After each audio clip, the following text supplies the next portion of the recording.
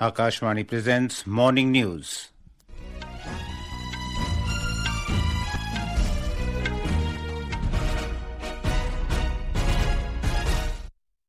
Good morning, I'm Naresh Mago. The headlines.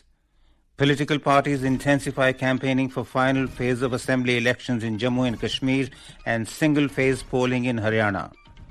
Indian Railways to operate over 6,000 special trains during upcoming festive season. India's forex reserves surge by $2.83 billion to touch a new lifetime high of $692.29 billion. British Prime Minister Keir Starmer backs India's bid for permanent seat in UN Security Council. Israeli airstrike targets Hezbollah leader Hassan Nasrallah in Lebanese capital Beirut. And in badminton, Indian women's doubles pair of Treesa and Gayatri Gopichand to face Taiwanese duo in semi-final of Macau Open today.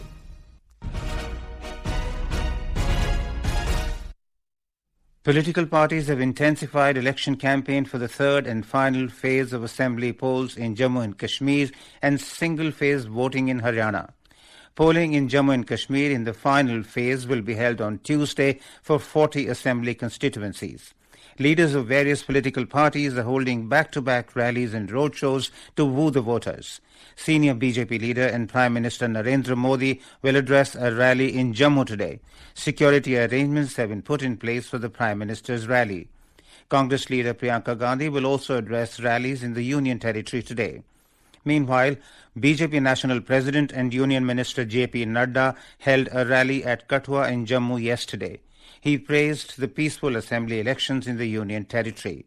Mr. Nadda highlighted that the people have chosen ballots over bullets, showing their commitment to peace and development.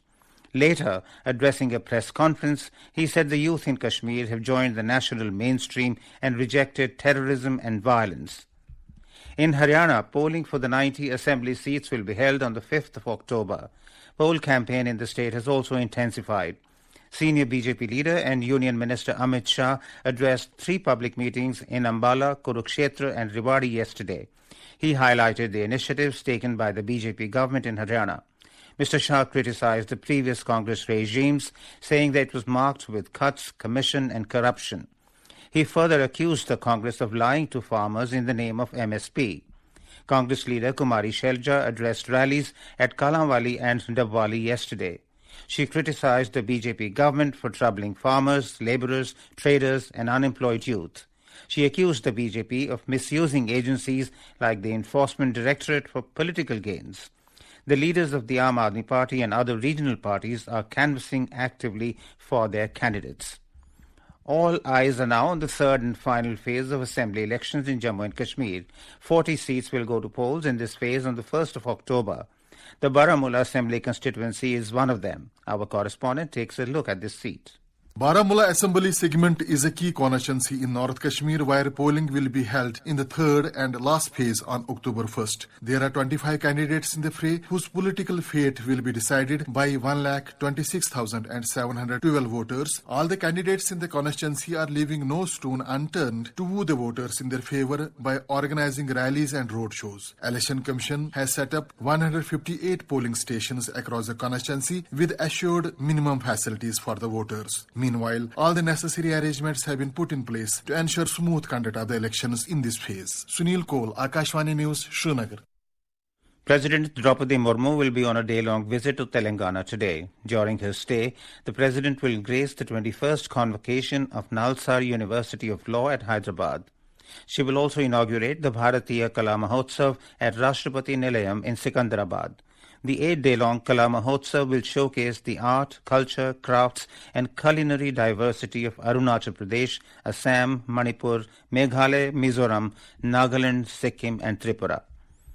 Indian Railways will operate over 6,000 special trains in the upcoming festive season for Durga Puja, Diwali and Chhath Puja between 1st October and 30th November. Every year, Indian Railways runs special trains during the festive season to facilitate the travel of lakhs of passengers. There has been a notable increase in special trains compared to previous years. Last year, 4,429 special trains were operated during this season. India's foreign exchange reserves surged by $2.83 billion to touch a new lifetime high of $692.29 billion in the week ended 20 September. Foreign currency assets, a major part of the overall foreign exchange reserves, increased by $2.057 billion to $605.686 billion. In the previous week, the reserves had increased by $223 million to $689.458 billion. Gold reserves also increased by $726 million in the reporting week to reach $63.61 billion. The country's special drawing rights with the International Monetary Fund went up by $121 million to reach $18.54 billion. This is Akashvani giving you the news. For quick news updates round the clock, follow us on our X handle at AIR News Alert. The nation pays homage to the Nightingale of India, Lata Mangeshkar, on her 95th birth anniversary today.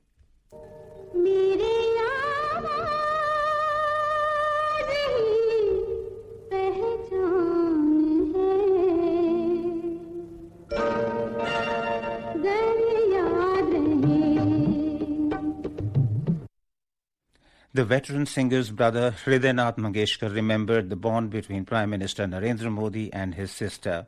In an article in a daily, Mr. Hridaynath Mangeshkar wrote that the relationship between Prime Minister Modi and his sister Lata Mangeshkar went beyond just mutual admiration. Spanning over 40 years, it was built on deep respect, a shared love for our country, and a bond that felt like family.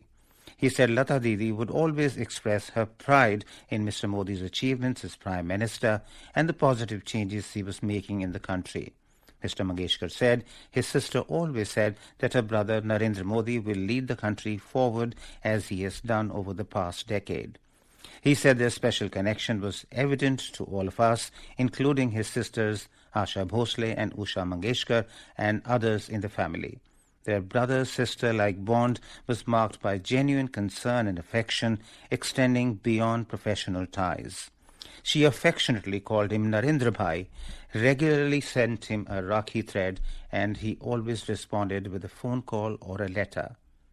Legendary singer-sister Meena Khadikar spoke to Akashvani News about the bond that Lata Mangeshkar shared with Prime Minister Modi. हमारे माननीय पंतप्रधान जी, वो दीदी से बहुत उनका लगाव है। वो उसको अपनी बहन ही मानते थे और वो चीफ मिनिस्टर थे गुजरात के, तो पुणे में आए थे क्योंकि हमारे हॉस्पिटल का ये था। तो वो तब दीदी ने बोला कि मुझे लगता है नरेंद्र भैया आप पंतप्रधान हो जाएंगे। भगवान की दया ऐसी कि वो हो गए। तब से दोनों का बहुत अच्छा था। हम लोगों को भी बहुत प्यार करते हैं, वो सबसे बात करते हैं।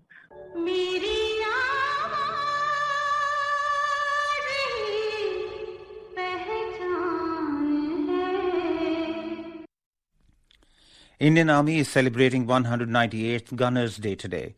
The day is celebrated to commemorate the raising of the first Indian artillery unit, namely 5 Bombay Mountain Battery, on this day in 1827. In an exclusive interaction with Akashvani News, Director General of Artillery, Lieutenant General Adosh Kumar, emphasized that the Regiment of Artillery is on the modernization drive based on the vision of Atmanirbhar Bharat and the vision for a technologically advanced and combat-ready force. आत्मनिर्भर भारत के प्रण को ध्यान में रखते हुए तोपखाने का नवीनीकरण किया जा रहा है। पिनाका रॉकेट सिस्टम एक अत्यंत सफल एवं पूर्ण स्वदेशी वेपन सिस्टम है। पिनाका रेजिमेंट्स की संख्या शीघ्र ही बढ़ाई जा रही है। मिसाइल के क्षेत्र में उनकी रेंज और मारक क्षमता को बढ़ाने का काम तेजी से चल रहा है। आधुनिक तकनीकीकरण एवं भविष्य की जरूरतों को ध्यान में रखते हुए ट्रेनिंग मेथोडोलॉजी में भी प्रभावी परिवर्तन किए जा रहे हैं। In Bihar, Water Resource Department has issued a high alert of flash flood as large volume of water discharge is likely through Kosi and Gandak barrages. It comes after extremely heavy rainfall in the catchment areas of Kosi and Gandak rivers in Nepal. The department has said more than 6 lakh cusecs of water discharge is expected today in the downstream from Kosi and Gandak barrages. It is likely to affect West Champaran, East Champaran, Saran, Gopalganj, Supal, Saharsa and other districts in the state. British Prime Minister Keir Starmer has joined the leaders of the United States and France in voicing support for India's bid for a permanent seat in the United Nations Security Council, UNSC. Addressing the 79th session of the United Nations General Assembly, UNGA, in New York, Mr. Starmer called for reforms to make the global multilateral system more representative and responsive. The Security Council, it has to change to become a more representative body, willing to act, not paralysed by politics. We want to see permanent African representation on the Council. Brazil, India, Japan and Germany as permanent members, and more seats for elected members as well.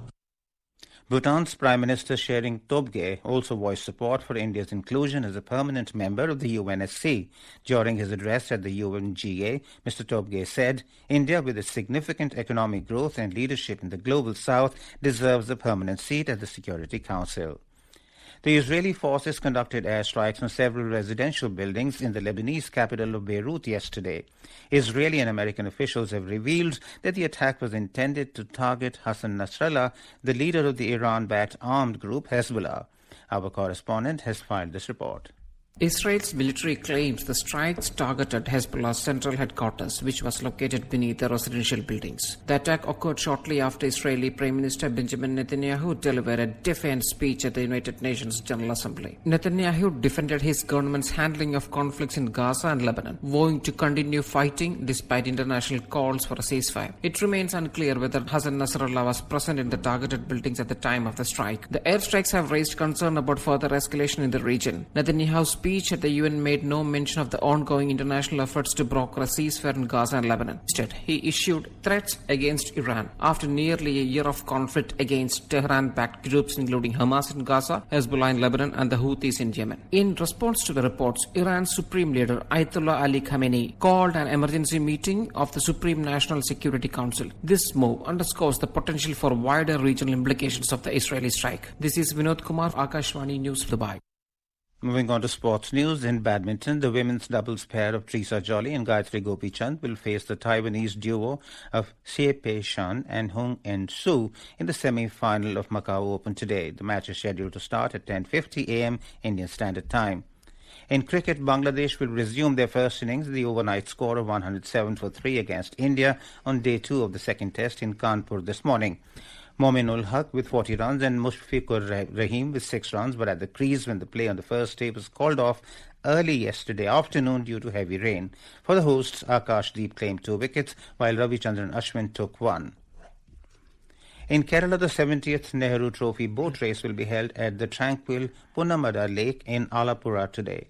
19 Chandan Vallums or snake boats will vie for the coveted silver trophy. And now for a look at today's newspapers, it's over to Subhadra Ramachandran. Thank you, Naresh. The news about the Lokayukta filing an FIR against Karnataka CM Siddaramaiah and others in the Mysuru Urban Development Authority site allotment case has got prominent coverage on the front pages of newspapers this morning. Karnataka CM booked on Muda case, writes the Tribune. A front page headline in the Times of India says, all in the air, Supreme Court flays CAQM in action on fires. Shah raps Congress for insult to army, taunts Rahul on MSP is a headline in the Asian Age, quoting Home Minister Amit Shah calling Congress anti-farmer, anti-Dalit and anti-reservations. Jagan cancels visit to Tirumala, blames political high-handedness, writes the Statesman. Under the headline, Bibi shuts door on peace in fiery address at UNGA. Hindustan Times says Israeli Prime Minister Netanyahu has shut down prospects of peace in both the theatres of war in West Asia. And with that, it's back to Naresh. Thank you, Subhadra. And now before we end the bulletin, the headlines once again. Political parties intensify campaigning for final phase of assembly elections in Jammu and Kashmir and single-phase polling in Haryana. Indian Railways to operate over 6,000 special trains during the upcoming festive season. India's forex reserves surged by $2.83 billion to touch a new lifetime high of $692.29 billion. British Prime Minister Keir Starmer backs India's bid for permanent seat in UN Security Council. Israeli airstrike targets Hezbollah leader Hassan Nasrallah in Lebanese capital Beirut. And in badminton, Indian women's doubles pair of Treesa and Gayatri Gopichand to face Taiwanese duo in semi-final of Macau Open today. And with that, we end the morning news. Have a nice day.